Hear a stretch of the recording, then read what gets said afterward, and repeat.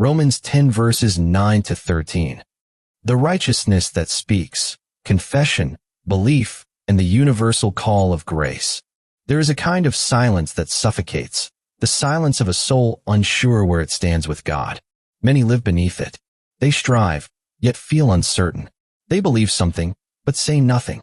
Into that ache, Paul speaks. His words are not a burden to carry, but a gospel that draws near. Salvation is not distant or obscure. It is as close as the heart that believes and the mouth that confesses. In Romans 10 verses 9 to 13, Paul unveils the righteousness that speaks, not through ritual, pedigree, or performance, but through a faith that receives, responds, and rejoices. This gospel brings clarity to the confused, courage to the trembling, and welcome to the excluded. It reveals a salvation that unites heart and lips in believing allegiance, produces a bold confession in the face of fear, and opens wide the door of grace to everyone who calls. First, saving faith unites the heart and the lips. If you confess with your lips that Jesus is Lord and believe in your heart that God raised him from the dead, you will be saved. Verse 9, Paul does not present a ritual to complete, but a response to embrace. The verbs, homologeses meaning confess, and pistases meaning believe, are decisive and spirit-wrought. Confession means more than utterance. It is allegiance, a covenantal declaration. And what is confessed? Jesus is Lord, not as title only, but as divine identity. The word, Kyrios, drawn from the Septuagint, was Israel's sacred name for Yahweh. To apply it to Jesus is to proclaim his deity, his reign, his supremacy. To say this in Rome was revolutionary. It defied Caesar's claim and declared a higher throne. But this outward confession must be joined to an inward faith. The heart, the seat of will, intellect, and affection, believes that God raised Jesus from the dead. This is not sentiment, but surrender, not mystical optimism, but trust in a crucified and risen Savior. As Murray and Haldane stress, belief and confession are not two steps, but two pulses of the same faith. One inward, one outward. One roots in grace, the other flowers in allegiance. Saving faith unites both. It rests, then it speaks. It bows the heart, then lifts the voice. Second, justifying faith produces a bold confession. For one believes with the heart, and so is justified, and one confesses with the mouth, and so is saved. Verse 10, Paul now deepens the unity of heart and lips. To believe, with the heart, is to be justified, declared righteous not by effort, but by grace through faith.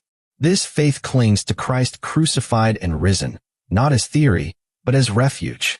It does not admire the cross from a distance, it flees to it. But true faith cannot remain mute. It confesses with the mouth unto salvation, not as cause, but as culmination. The Greek, eis, speaks of result. Confession is faith going public. As Calvin notes, this is not a meritorious act, but the inevitable fruit of grace. When the heart has been captured, the mouth cannot be closed.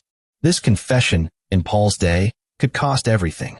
To declare Jesus is Lord was to reject Caesar, to bear a cross before wearing a crown. It was the banner of the justified, waved not in pride, but in praise.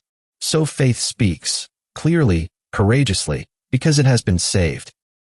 Third, the gospel invitation is for everyone who calls. No one who believes in him will be put to shame. Everyone who calls on the name of the Lord shall be saved. Verses 11 to 13. Faith not only believes and confesses, it calls. With 3 verses, Paul paints gospel breadth using one word, pass, everyone. Everyone who believes will not be shamed. Isaiah 28 verse 16. Everyone, Jew or Greek, shares the same Lord. And everyone who calls will be saved. Joel 2 verse 32. To call on the Lord, epikaleo, is to cry out, not formally, but desperately. It is the voice of the broken sinner, not the clean performer. This name we call upon is not a mantra. It is the name of the risen Christ, the crucified Yahweh, the generous Lord of all. And he is generous, Pluton, not cautiously merciful, but lavish in grace. There is no ethnic, cultural, or moral barrier that the gospel does not cross. The only requirement is need, and the only action is a cry. Reflections for today, when the heart speaks and the mouth trembles.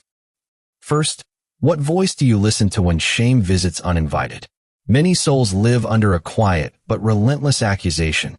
You're not enough. You failed too often. You can't be sure. It doesn't always come in words, but in the hollow ache of trying to prove yourself spiritually acceptable. Paul's gospel silences that voice, not by ignoring it, but by answering it with a greater one. The righteousness that speaks says this: you are not saved by doing, but by believing, not by hiding, but by calling, not by striving, but by surrendering.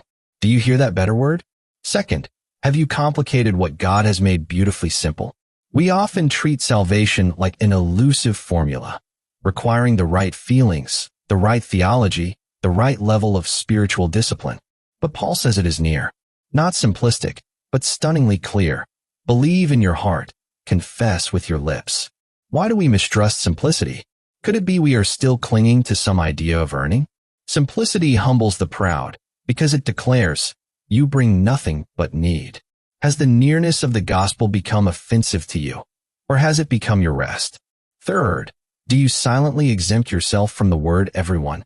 We say we believe the gospel is for all, but in the hidden corners of our hearts, many of us add caveats. Everyone but me. Everyone but the addict.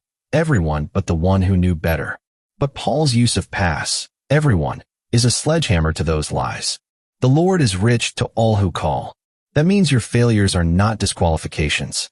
They are the very reason to come. Have you subtly rewritten grace to include everyone except the one who needs it most, yourself? Fourth, does your confession match your conviction? Paul's gospel does not permit private faith to remain mute. In a culture where declaring Jesus is Lord could provoke mockery, marginalization, or worse, Christians still spoke. Why? Because the mouth confesses what the heart treasures. In our own day, the lordship of Christ is just as scandalous. But do we speak his name with reverence, or do we edit our language to keep the peace? What we will not say aloud, we are at risk of not believing at all. Has your mouth grown timid while your heart claims boldness? Fifth, whose silence are you waiting to interrupt with good news? If the gospel is truly near, if no ritual stands between a sinner and the Savior, why are we so quiet? We cannot make others call, but we can speak the name that invites the call. Somewhere in your orbit is a weary soul unsure they are welcome. Someone who doesn't need a sermon, but a word, a confession that you have called on Christ, that you have found him rich in mercy. Will you give them that word? Will your lips become the echo of grace that leads them to speak? Conclusion, a near word, a wide door, a sure salvation. Romans 10 verses 9 to 13 sings the simplicity and security of the gospel. No ladder to climb, no secret door to find, no shame for the one who calls. The Lord has come down. He has risen up. The word is near. The door is wide. The promise holds. Everyone who calls on the name of the Lord will be saved. And so come, whether for the first time or the thousandth. Come with heart and lips. Come in your weakness, your need, your cry. The same Lord is Lord of all, and he is rich in mercy to all who call.